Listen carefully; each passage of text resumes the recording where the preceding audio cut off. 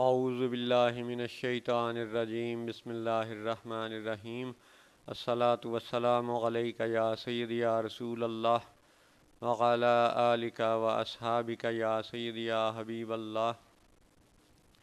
29 رمضان المبارک 1442 ہجری، 12 مئی 2021 عیسوی، لاہور سے الحمدللہ یہ 8واں پروگرام ہے اس عنوان پر کہ المسیح عیسیٰ بن مریم علیہ السلام اور 9/11۔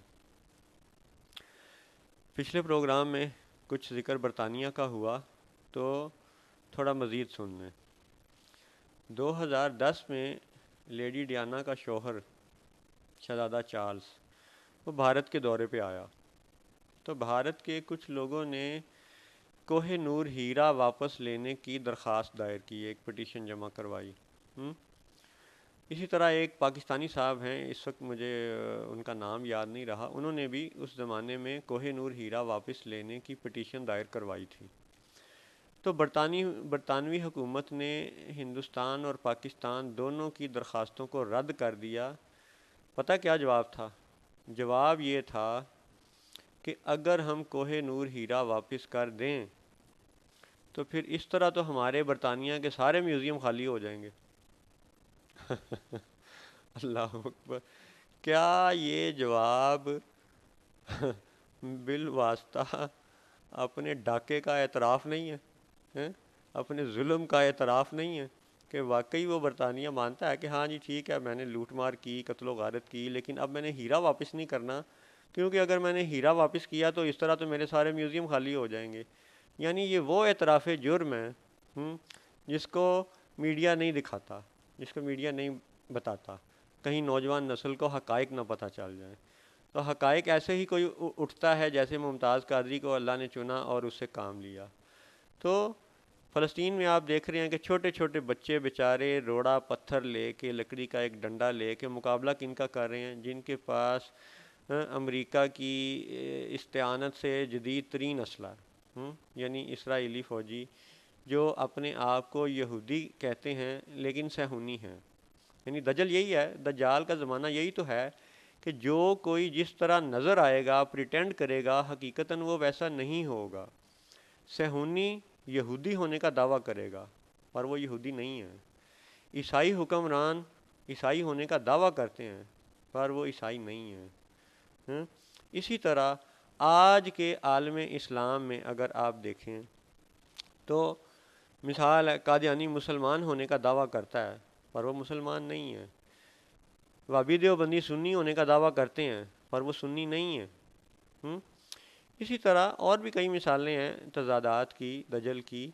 تو اب ہم اور آگے بڑھتے ہیں اور یہ بات کرتے ہیں کہ کیا قرآن پاک میں یہ جو سابقہ واقعات بیان کیے گئے ہیں، کیا یہ بے معنی ہے؟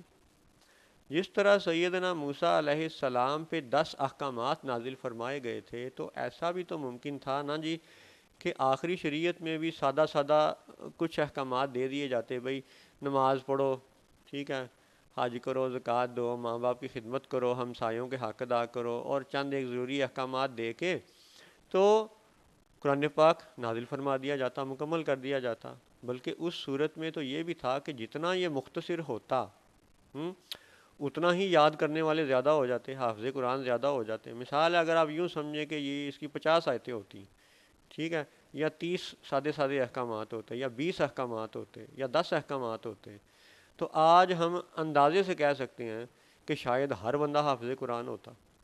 لیکن اللہ تعالیٰ نے اس بات کو ایسے پسند نہیں کیا۔ اللہ تعالیٰ نے اس قرآن کو 6000 سے زائد آیتوں سے مزین فرمایا، اور پرانے واقعات حضور نبی کریم صلی اللہ علیہ وسلم کو بتائے، حضور صلی اللہ علیہ وآلہ وسلم نے وہ صحابہ کرام کو بتائے، اور پھر چلتے چلتے آج وہ علم الحمدللہ ہمارے تک پہنچا۔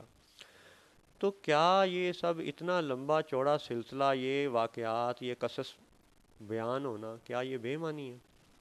یہ بے معنی نہیں ہے۔ ذرا آپ غور کرو کہ آج یروشلم جو سرزمین ہے، جو فلسطین کی سرزمین ہے، جس میں ہم کہتے ہیں کہ جی یہ مسجد اقصیٰ ہے، عیسائی کہتے ہیں کہ جی یہاں پہ حضرت عیسیٰ علیہ السلام کا قریب ہی پیدائش کا مقام بھی ہے، اور جہاں مصلوب ہوئے وہ بھی مقام ہے، اور جہاں پہ وہ آسمانوں پہ اٹھائے گئے وہ گرجا بھی ادھر ہی ہے، اسی شہر میں ہے، مسجد اقصیٰ کے قریب ہی ہے، تو ان کے لیے بھی یہ مقدس شہر ہے۔ یہودی جو سولومن ٹیمپل بنانا چاہتے ہیں، جو کہ وہ ان کا دعویٰ ہے کہ وہ سلیمان اور داؤد علیہ السلام کے جانشین ہیں، ٹھیک ہے، تو مجموعی حیثیت میں جو یروشلم شہر ہے، جو فلسطین کا علاقہ ہے، اس کے تین دعوے دار ہیں، یہودی ہیں، عیسائی ہیں اور مسلمان ہیں۔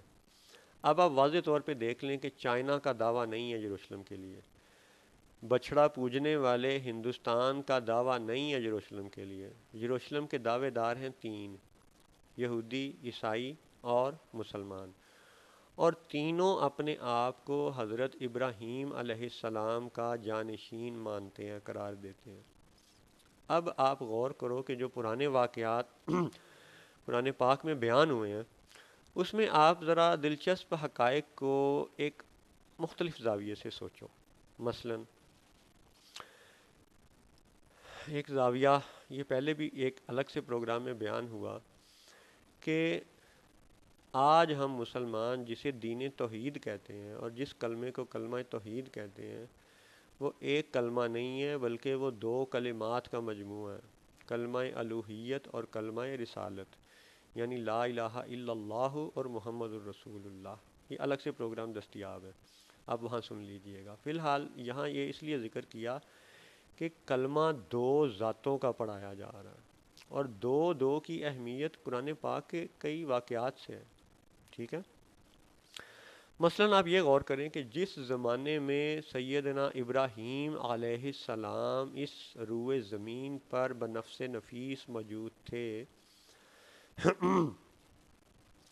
تو اسی زمانے میں حضرت لوط علیہ السلام، وہ یاد رہے کہ حضرت ابراہیم علیہ السلام کے رشتہ دار ہیں، وہ بھی اس روئے زمین پر موجود تھے، اور یہ بھی قرآن پاک سے ثابت ہے کہ جب لوط علیہ السلام کی قوم کی طرف عذاب والے فرشتے آسمانوں سے نازل فرمائے گئے تو پہلے وہ حضرت ابراہیم علیہ السلام کے پاس آئے، اس کے بعد وہ قوم لوط کے پاس، حضرت لوط علیہ السلام کے پاس گئے، ٹھیک ہے۔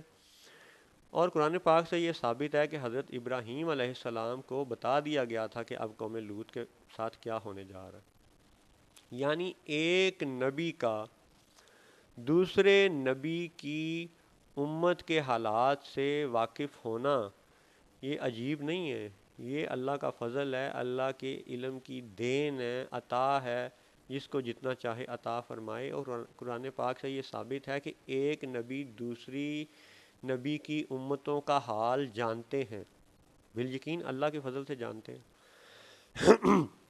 تو اب دو کے حوالے سے آپ یہ غور فرمائیں کہ جب سیدنا ابراہیم علیہ السلام اس روئے زمین پر موجود تھے تو حضرت لوط علیہ السلام بھی موجود تھے۔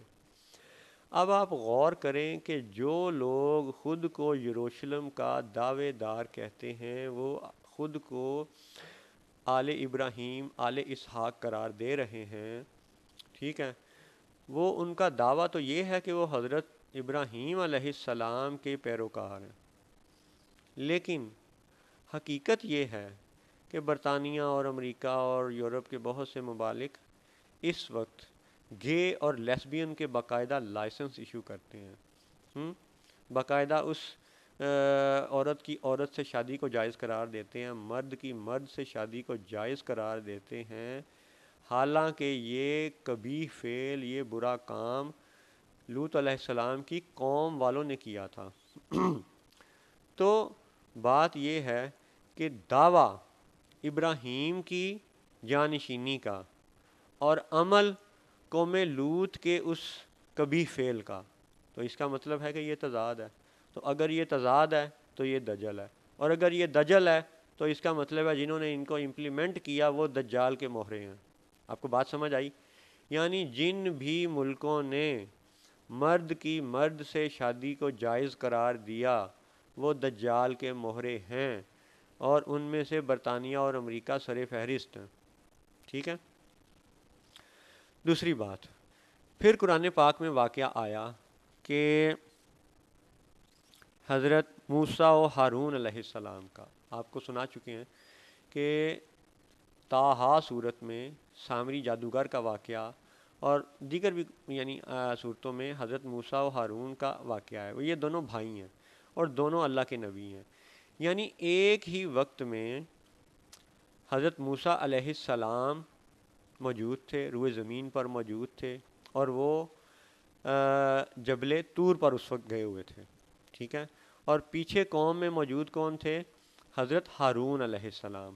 اور حضرت ہارون علیہ السلام قبیلے میں موجود تھے، تبلیغ کر رہے تھے، لیکن پھر بھی قوم جادوگر کے کہنے میں آ کے بچھڑے کو پوجنے لگ گئی.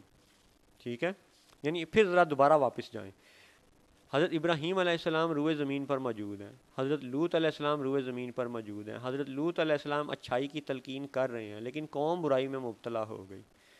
اب جو آج 2021 میں حضرت ابراہیم کے جانشینی کا دعویٰ کرتے ہیں، وہ ان کا عملی جو کہہ لیں کام ہے وہ یہ ہے کہ وہ قوم لوط کی اتباع کر رہے ہیں.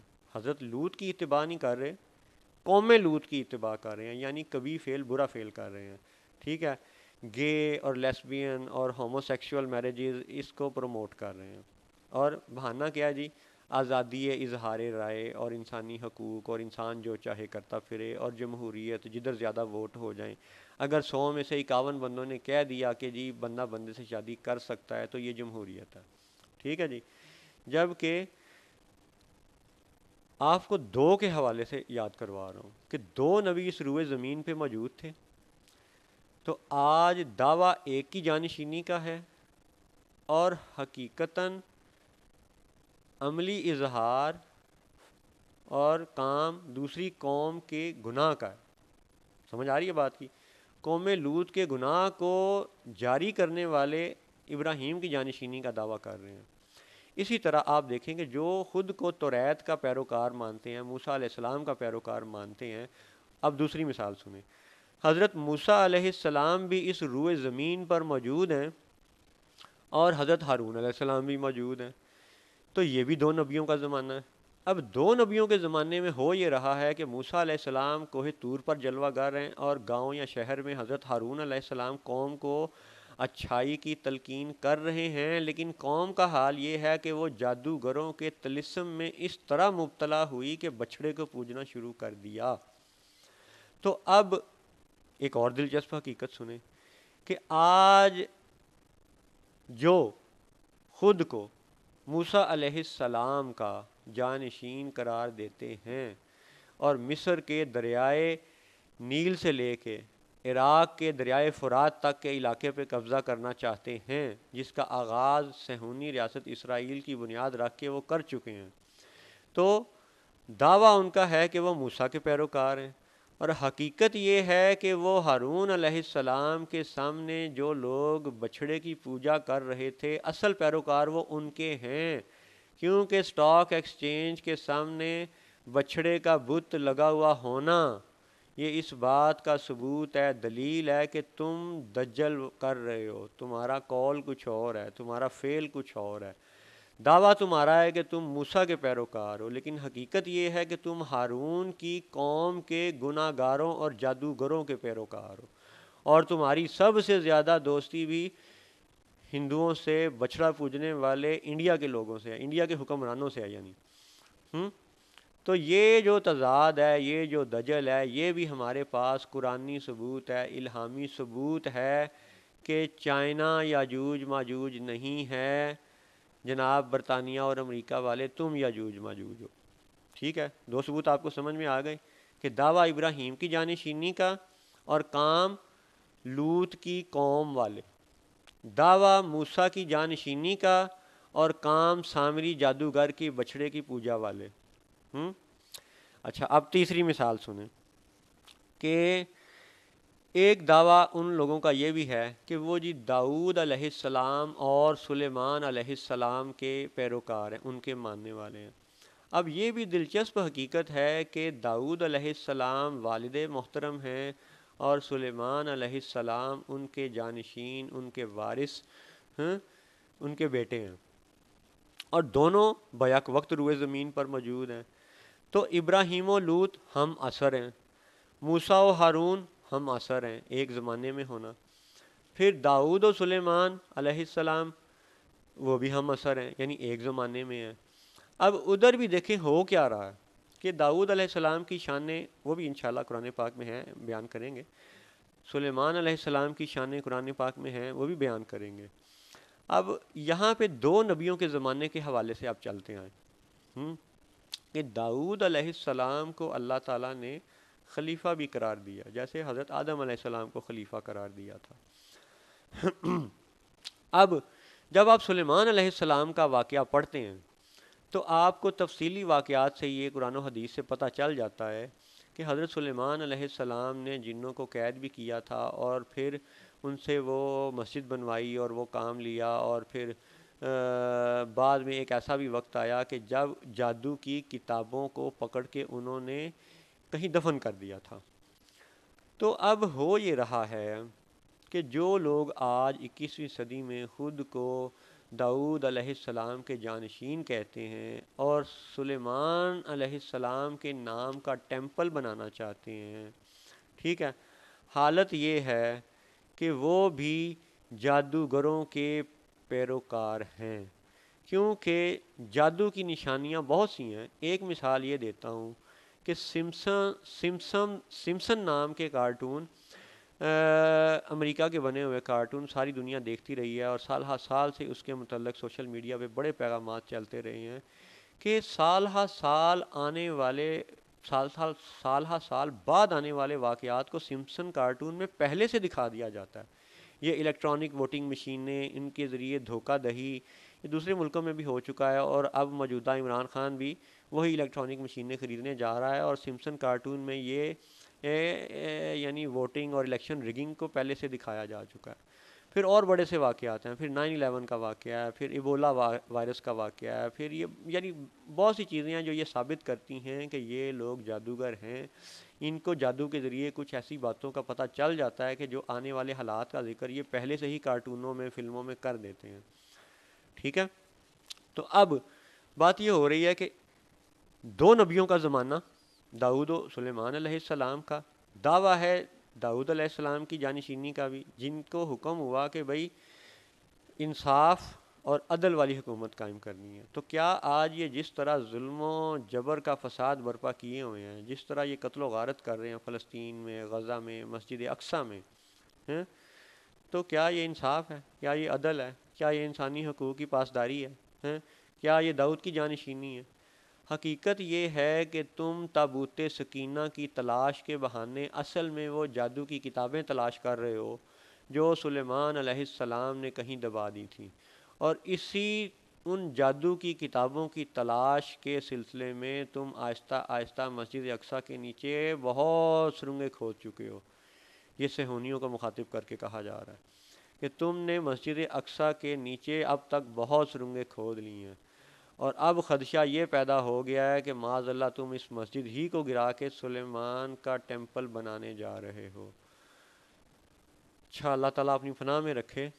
ہم لوگ اپنی چھوٹی سی تلوار سے جتنا لڑ سکتے ہیں اتنا تو لڑیں گے، ٹھیک ہے، جتنا اپنے مسلمان بچوں کو تمہاری حقیقت بتا سکتے ہیں وہ بتائیں گے، باقی اللہ کے سپرد۔ دل بدلنا اللہ کا کام ہے، ہمارے ذمہ کیا ہے؟ رسول پاک کے فرمان کے مطابق وما علینا الا البلاغ المبین، کہ ہمارا کام ہے بات کھول کے بیان کر دینا۔ کسی کے دل کو لگے ویلکم، نہ لگے تو جناب والا آپ کی مرضی۔ تو آؤ اب دوبارہ سے غور کرو کہ قرآن پاک میں جو دو ہم عصر نبیوں کے واقعات ہیں، ٹھیک ہے، یہ کیا بے معنی ہے؟ ابراہیم و لوط علیہ السلام کا دو نبیوں کا ہم عصر ہونا، پھر موسیٰ و ہارون علیہ السلام کا ہم عصر ہونا، پھر داؤد و سلیمان علیہ السلام کا ہم عصر ہونا، کیا یہ سب بے معنی ہے؟ کیا آج جو یہ یروشلم کے دعوے والے مسلمان اور عیسائی اور یہودی آپس میں یہ سفارہ ہیں، تو کیا یہ دو نبیوں کا زمانہ ہونا اور دو نبیوں کا ہم عصر ہونا، کیا یہ کوئی معمولی بات ہے؟ یہ معمولی بات نہیں ہے۔ یاد رہے کہ سیدنا عیسیٰ علیہ السلام دوبارہ تشریف لائیں گے، ٹھیک ہے، اور وہ زندہ ہیں، اور وہ زندہ ہی آسمانوں سے اس زمین پر آئیں گے۔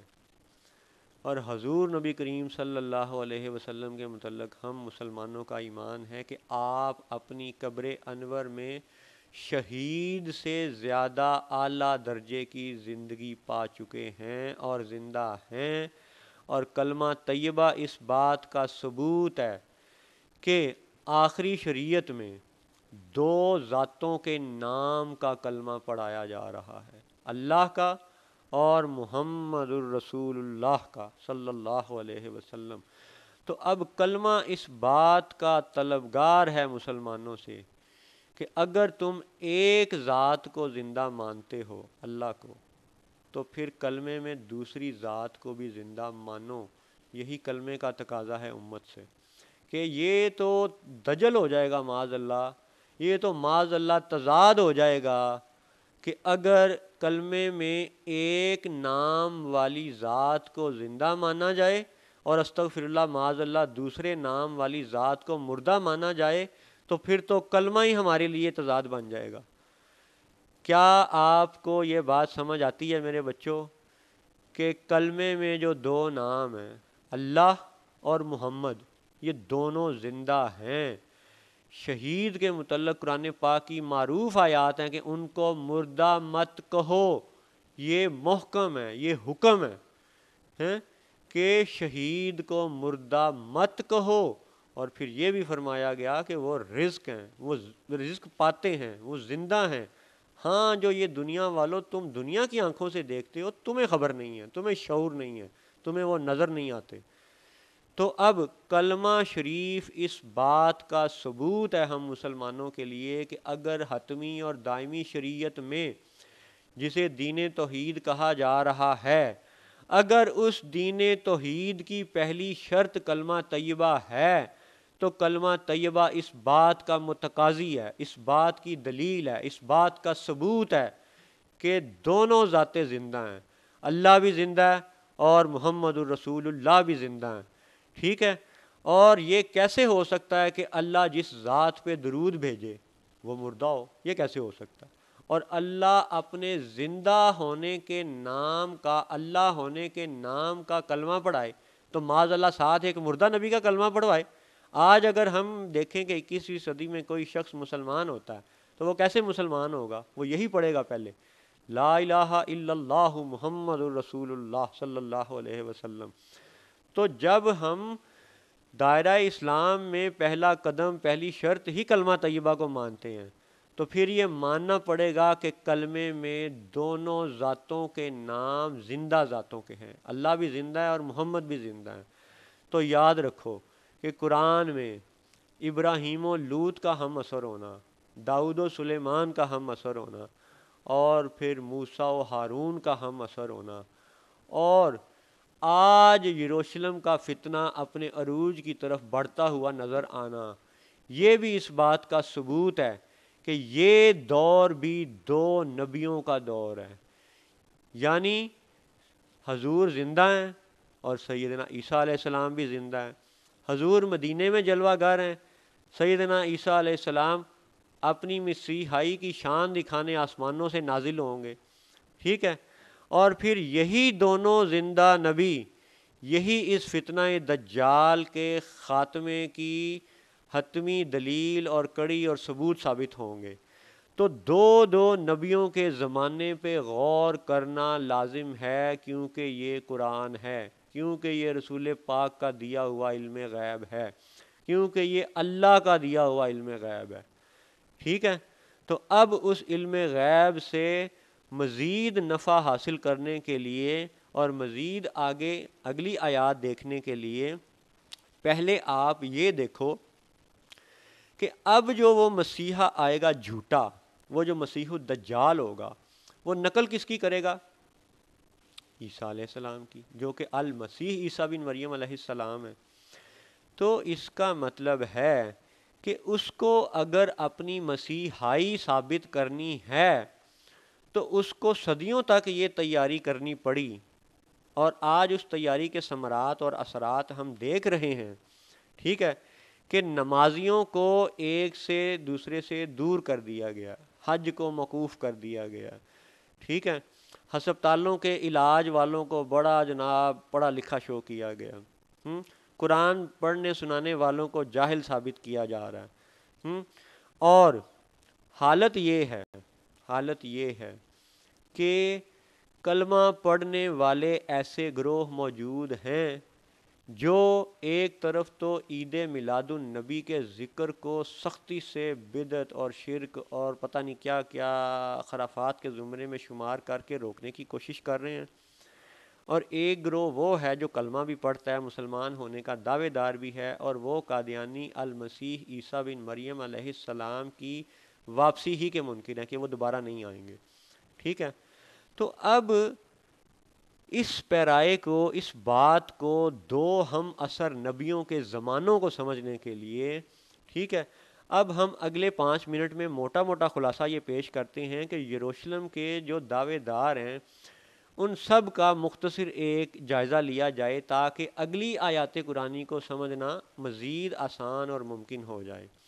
تو میرے دوستو، سب سے پہلے چونکہ یہودی ایک مسیحا کے انتظار میں ہیں اور ان کا یہ ماننا ہے کہ وہ مسیحا آئے گا، یروشلم پہ اپنی حکومت قائم کرے گا، ساری دنیا ان کی مطیع و فرما بردار ہو جائے گی، تو یہ یہودی کسی مسیحا کے انتظار میں ہیں۔ اب اس پہ عمران نظر حسین صاحب نے یروشلم ان دا قرآن اور بہت سی کتابیں اور بہت سا کام کیا ہوا ہے، آپ اس کو بھی دیکھ لیجئے گا۔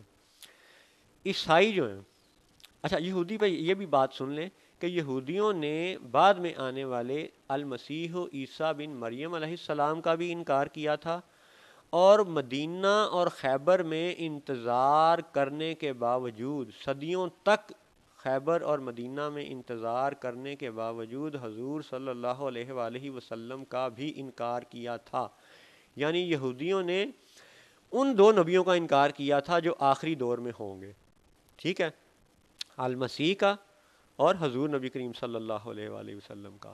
تو یہ بات آپ نے یاد رکھنی ہے کہ یہودیوں نے دو نبیوں کا انکار کیا ہے، المسیح و عیسیٰ بن مریم علیہ السلام کا اور حضور صلی اللہ علیہ وآلہ وسلم کا، اور حقیر آئندہ انشاءاللہ قرآن پاک کی آیات سے یہ بات ثابت کرے گا، اللہ نے چاہا، کہ سیدنا المسیح عیسیٰ بن مریم علیہ السلام اور محمد الرسول اللہ صلی اللہ علیہ وسلم ہم عصر ہوں گے، انشاءاللہ ہوں گے، اور یہ قرآن و حدیث سے، بلکہ زیادہ بہتر ہے کہ قرآن پاک ہی سے ثابت کیا جائے گا انشاءاللہ۔ اللہ نے ہمت توفیق دی، مدد کی، اپنی پناہ میں رکھا، تو یہ آپ کو ثبوت پیش کیا جائے گا کہ المسیح عیسیٰ بن مریم اور محمد الرسول اللہ ہم عصر ہوں گے، جیسے ابراہیم و لوط ہم عصر تھے، جیسے داؤد و سلیمان ہم عصر تھے، جیسے موسیٰ و ہارون ہم عصر تھے، ایسے ہی المسیح عیسیٰ بن مریم علیہ السلام اور محمد الرسول اللہ صلی اللہ علیہ وسلم ہم عصر ہوں گے۔ اب آگے بڑھو۔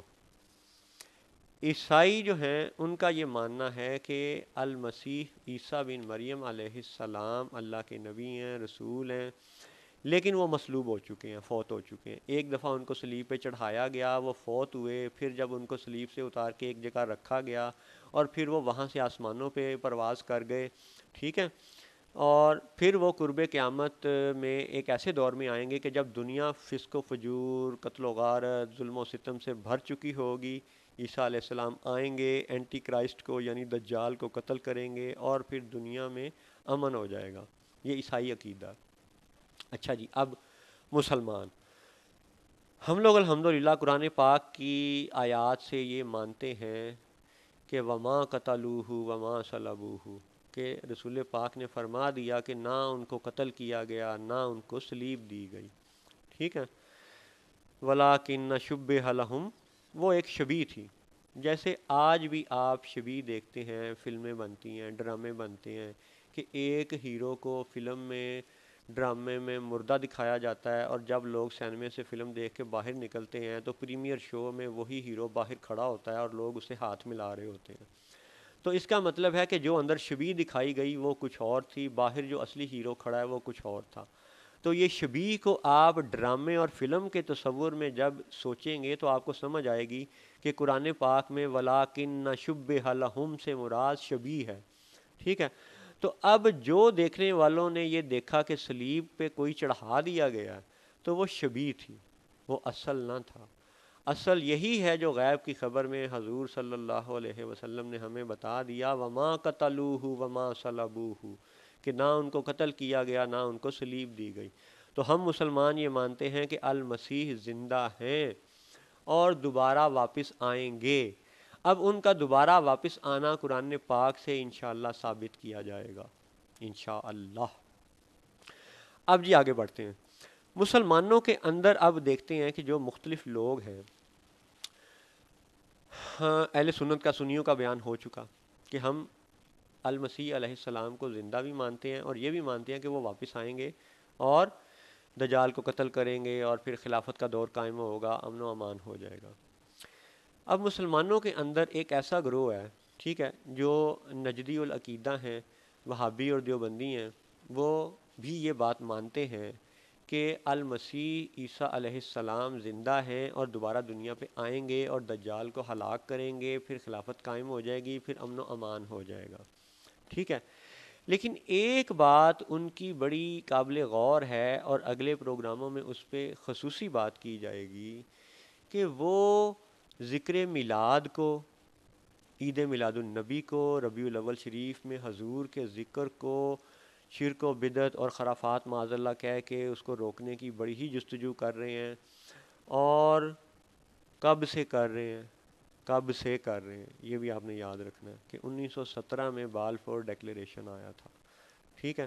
تب ہی سے ایک گروہ، یہ نجدی گروہ ہے، جو عید میلاد النبی کو روکنے پہ مسلسل کوشاں ہیں، اور یہی وہ گروہ ہے جو کندھے سے کندھا ہٹا کے نماز پڑھ رہا ہے، آج سے نہیں، کرونا آنے سے کئی مہینوں، کئی سالوں پہلے سے، کئی دہائیوں پہلے سے یہ کندھے سے کندھا ہٹا کے نماز پڑھ رہے ہیں، ٹھیک ہے۔ تو یہ ساری باتیں آپس میں تعلق رکھتی ہیں، سوچنے والی ہیں، غور کرنے والی ہیں۔ پھر ایک اور گروہ ہے جو شیعہ کہلاتے ہیں، شیعان علی ہیں، وہ بھی کلمہ محمد الرسول اللہ کا پڑھتے ہیں۔ ان کا بھی یہ ماننا ہے کہ المسیح عیسیٰ علیہ السلام آئیں گے، دجال کو قتل کریں گے، خلافت قائم ہوگی، امن ہو جائے گا۔ اب سنیوں کا اور شیعوں کا تھوڑا مختصر سا فرق یہ ہے کہ ہم یہ مانتے ہیں کہ المسیح جب آئیں گے تو امام المہدی بھی ایک شخصیت ہوں گے جو امام حسن رضی اللہ تعالیٰ عنہ کی اولاد پاک میں سے ہوں گے، آل رسول میں سے ہوں گے، تو وہ بطور امام مہدی یعنی سیدنا عیسیٰ علیہ السلام کے ساتھ جا ملیں گے۔ اور شیعوں کا عقیدہ یہ ہے کہ امام المہدی غائب ہیں اس وقت، وہ ظاہر ہو جائیں گے اور وہ سیدنا امام حسین رضی اللہ تعالیٰ عنہ کی نسل پاک میں سے ہیں، آل رسول ہیں، سید ہیں، تو وہ بطور امام مہدی آئیں گے اور سیدنا عیسیٰ علیہ السلام کے ساتھ مل جائیں گے۔ تو یہ چند بنیادی موٹے موٹے عقائد ہیں، ٹھیک ہے جی۔ یعنی کہ شیعہ بھی یہ مانتا ہے کہ المسیح یا المہدی یہ آئیں گے، وہابی دیوبندی بھی یہ مانتے ہیں کہ المسیح اور الامام المہدی یہ آئیں گے، سنی بھی یہ مانتے ہیں کہ آئیں گے، ٹھیک ہے جی۔ اب ایک الگ سے ایک ایسا گروہ ہے جو مسلمان ہونے کا دعوے دار ہے، ہم اسے قادیانی کہتے ہیں، کہ بھئی تم قادیانی ہو، تم حضور کی ختم نبوت کو نہیں مانتے، ٹھیک ہے۔ تو ان کا یہ کہنا ہے کہ جی آپ لوگ ہمیں غیر مسلم یا کافر قرار دے کے زیادتی کر رہے ہیں۔ ان کا یہ کہنا ہے کہ ہم تو اسی قرآن کو مانتے ہیں جس کو آپ مانتے ہیں، ہم تو وہی نماز پڑھتے ہیں جو آپ پڑھتے ہیں، ہم تو وہی حج کے قائل ہیں جو آپ جس حج کے قائل ہیں، ٹھیک ہے۔ تو آپ نے ہمیں غیر مسلم قرار دے کے معاذ اللہ ظلم کیا، ٹھیک ہے۔ اچھا یہ ساری باتیں یاد رکھتے ہوئے ایک عرض کرتا چلوں کہ حقیر کی یہاں کہیں بیک آف دا مائنڈ یہ بھی ایک چھوٹی سی سوچ ہے کہ چونکہ وہ قادیانی جو پچھلے 20 30 40 سال سے قادیانی گھروں میں پیدا ہوئے اور اپنے ایک مخصوص یعنی نقطہ نظر کو سنتے آ رہے ہیں، وہ وہابی دیوبندی بچے جو پچھلے 20 25 30 سالوں میں یا 40 سالوں میں نجدی گھروں میں پیدا ہوئے اور وہ اپنے ہی عقائد و نظریات سنتے چلے آ رہے ہیں، ٹھیک ہے۔ تو وہ شیعہ جو شیعوں کے گھروں میں پیدا ہوئے، تو حقیر کی ایک کوشش یہ ہے کہ شاید یہ بیانات سننے کے بعد ان کا دل کچھ نرم ہو جائے، اللہ تعالیٰ ان کا دل بدل دے، یا چلو بیان کرنے کا ثواب ہی اس حقیر کو مل جائے، ٹھیک ہے۔ تو نجدیوں کا بتا دیا کہ وہ عید میلاد النبی کے شدید ترین مخالف ہیں، ٹھیک ہے، کندھے سے کندھا ہٹا کے نماز وہ کئی سالوں کئی دہائیوں سے پڑھ رہے ہیں۔ اور قادیانی جو ہیں ان سے جب آپ بات کریں گے تو آپ ایک فرق نوٹ کریں گے کہ قادیانی جو ہیں وہ بالعموم نہ تو حضور کے فضائل و کمالات پہ اعتراض کرتے نظر آتے ہیں، نہ علم غیب کی بحث چھیڑتے ہیں، نہ وہ شفاعت کی بحث چھیڑتے ہیں۔ ہاں جب کبھی آپ ان کے ساتھ نجی محفل میں بیٹھیں اور وہ تھوڑا سا اپنا آپ ظاہر کریں تو وہ المسیح عیسیٰ بن مریم علیہ السلام کے موضوع کو بڑی پسندیدگی سے ذکر کرتے ہیں، اور یہ کہتے ہیں کہ جی المسیح تو فوت ہو چکے ہیں، اب وہ دوبارہ نہیں آئیں گے، ٹھیک ہے۔ اور ان کا یہ ماننا ہے کہ جو سنی شیعہ وغیرہ المسیحا کے انتظار میں بیٹھے ہوئے ہیں، یہ دراصل جہاد کو چھوڑنے کی بات ہے کہ آپ مسیحا کے بہانے خود جہاد سے دور ہو گئے ہیں۔ اب یہ تو ایک عملی آپ حقیقت دیکھ لیں کہ برطانیہ یا امریکی حکمرانوں کے منتیں ترلے کیا سنی جا کے کر رہے ہیں یا قادیانی کر رہے ہیں، یہ میرے بچوں آپ خود ہی انالائز کر لو، ٹھیک ہے۔ دوسرا یہ کہ قادیانی عقیدہ یہ ہے کہ المسیح علیہ السلام معاذ اللہ فوت ہو چکے ہیں اور وہ دوبارہ نہیں آئیں گے۔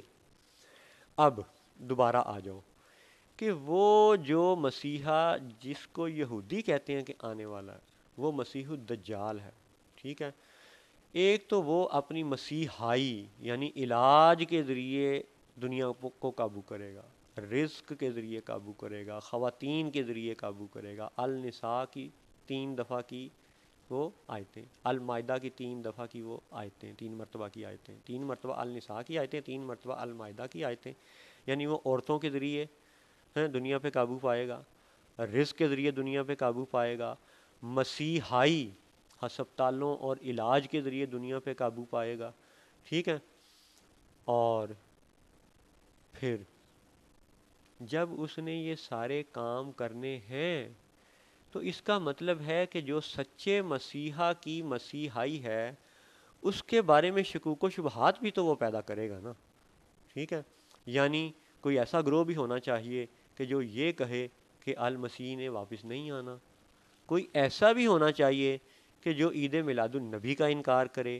اب عید میلاد النبی کی اس فتنہ دجال کے حوالے سے کیا نسبت ہے، اور حضرت المسیح عیسیٰ بن مریم علیہ السلام کا اور حضور نبی کریم صلی اللہ علیہ وآلہ وسلم کا ہم اثر ثابت ہونا، ایک زمانے کا ثابت ہونا، اس کا اس عید میلاد النبی سے کیا تعلق ہے، یہ انشاءاللہ اگلے پروگراموں میں بیان کیا جائے گا۔ السلام علیکم ورحمۃ اللہ وبرکاتہ۔